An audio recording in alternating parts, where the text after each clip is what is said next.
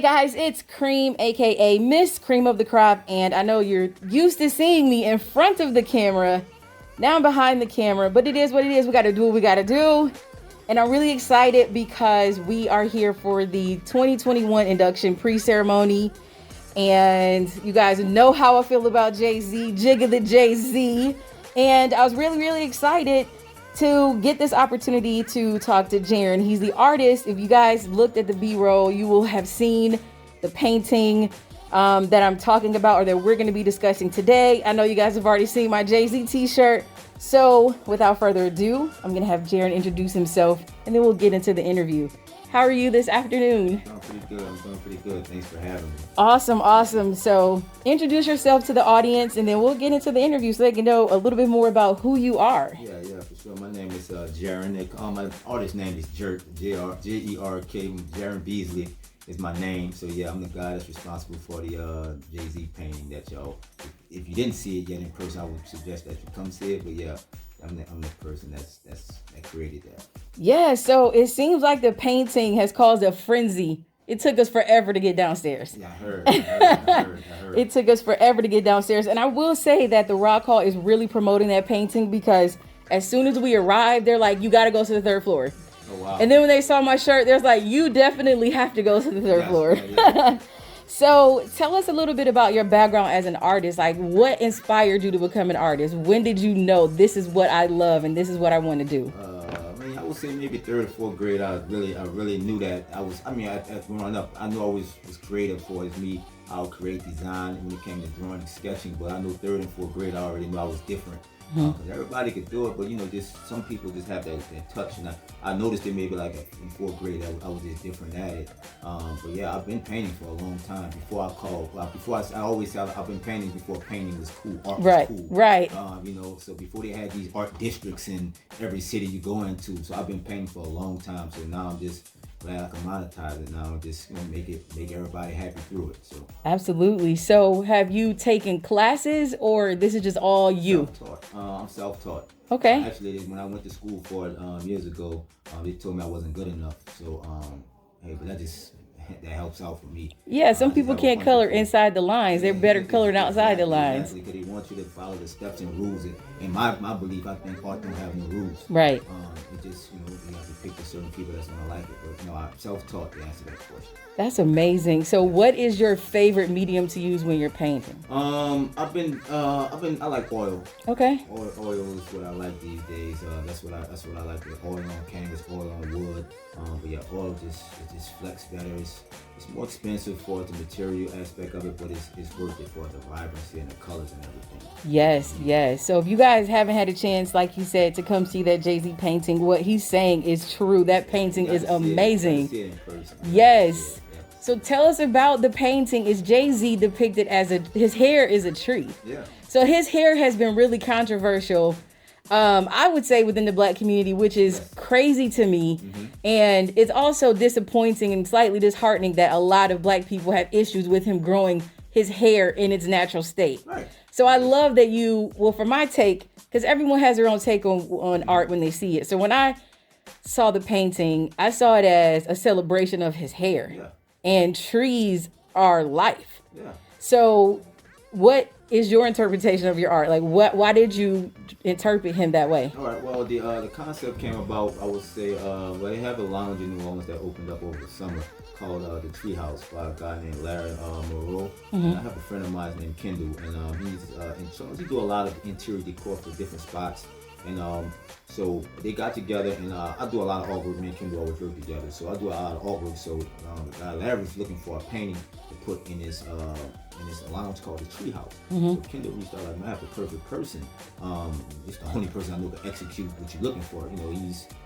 He's one of the best guys that could do it in the city. So he reached out to me, and then we came down, sat down with the concept. Of course, the lounge is called the Treehouse. Mm-hmm. So we wanted to pick an iconic person such as JayZ to do this. And his hair, the Basquiat style, was going out. It was a perfect snap. Light bulb went off, and I came up with it. I sketched it up. We went over it. We all agreed upon it. And then once I sketched it up, sketches always is cool. It's always rushed just to get the idea out. Mm-hmm. Once I painted it and presented it, that's when it went crazy from there. I think it went viral like that weekend, and we made it back to JayZ desk, and everybody's reaching out from that point, and here it is over here. He bought it, and he's the owner of the painting, and he loaned it to the Rock and Roll Hall of Fame. So what did that feel like, being acknowledged like that for your work, coming from being interested in 3rd and 4th grade, being self-taught, going to class and being told you're not great, and then you're being acknowledged the way that you are, and not just from the world, but from JayZ? Like, how does that feel? I mean, it feels great. I mean, a lot of the greatest went through that. Michael Jordan went through the same thing. JayZ went through the same thing. And all the greatest people always go through the same thing. But as far as how I feel, I'm still like I'm still spaced out. Like, I'm still in the days. I can't believe it. Yeah. This is. I mean. You got people wanting to take pictures with you and talk you to life. I don't want to say talk you to death. Right. People want to talk you to life that don't even match who we look like. Right, exactly. Like, it's a big deal, and I definitely understand it's a big deal. So yeah, I'm definitely humbled by it, and I'm grateful for it. Yeah. Yes. That's amazing. That's amazing. So I'm gonna put you on the spot. What's your favorite JayZ quote or JayZ line or verse? Anything? As of late, what did he say? What did he say? Won't walk up this tree will fall on you. Yes. That's one of the quotes I've been quoting to myself. I like that quote, and it goes perfect off the Tree of Life painting too. So yeah. Absolutely. So in closing, who inspired you as an artist? What other artist inspires you initially? Who inspired you, and who inspires you now?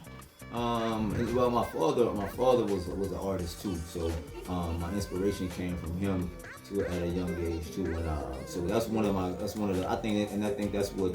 I think it's genetic as far as how it goes, as far as me being creative. My father was a creative. Well, as I was growing up, though, I mean, the only person as an artist that in my community that we had to look at as an artist actually was Bob Ross. Yes. He wasn't introduced to too many artists and black artists growing up. So Bob Ross is the person I used to sit there and look at all day, him painting trees. I was gonna say he painted trees. And then I say like in 2010, 2011, that's when I was introduced to Basquiat. Then I like Basquiat. That's when I changed my style up to abstract art. Now I did a whole collection of abstract at the time. But other than those two, and growing up, I just have to be honest. Yeah, that's it. And other than that, I was just focusing on my own focus. Your own vision, yeah. Because sometimes if you look at too many other artists or take into other people's art, you kind of become them without really realizing that you've done that. So I know a lot of rappers don't listen to other people's music because they Wayne don't. Exactly. Wayne don't. So that's how it go when you set yourself up subconsciously. You don't even realize that you gravitate into their style or their music or their sound. So yeah, you have to be careful. It's a thin line. Yes, absolutely. So in closing, what is something that you would like to leave anyone that's watching this interview with? What would you like for them to know the most about you? What would you like to leave them with? I mean, overcoming a lot. I mean, like I said, coming up as an artist is not easy. You have to stick to it. You're gonna always have your ups and downs.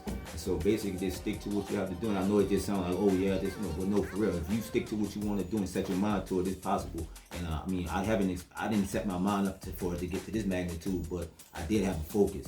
And it's how to stay away from looking at other people's work and don't compare yourself. I know social media have people in a comparison mindset, but just focus on what you're doing. I guarantee you, it's gonna have something great come from it. Absolutely. And last but not least, I want to shout out your team. You got your team here with you. How important is it for you to have people around you that support you, love what you do, and are willing to just hop on the road and be your camera person, your everything? What is that? It's priceless.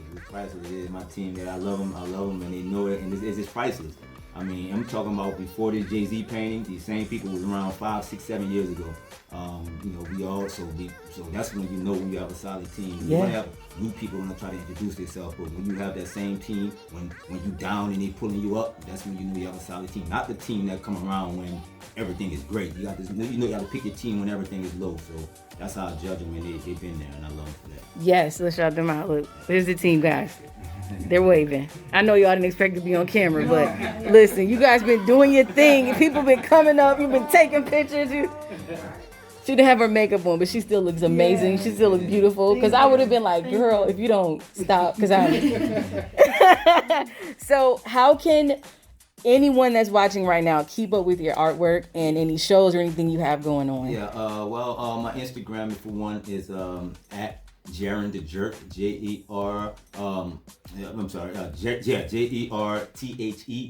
Jerk. is Jerin the Jerk, and my website is The Art Beasley, which is TheArtBeasley.com.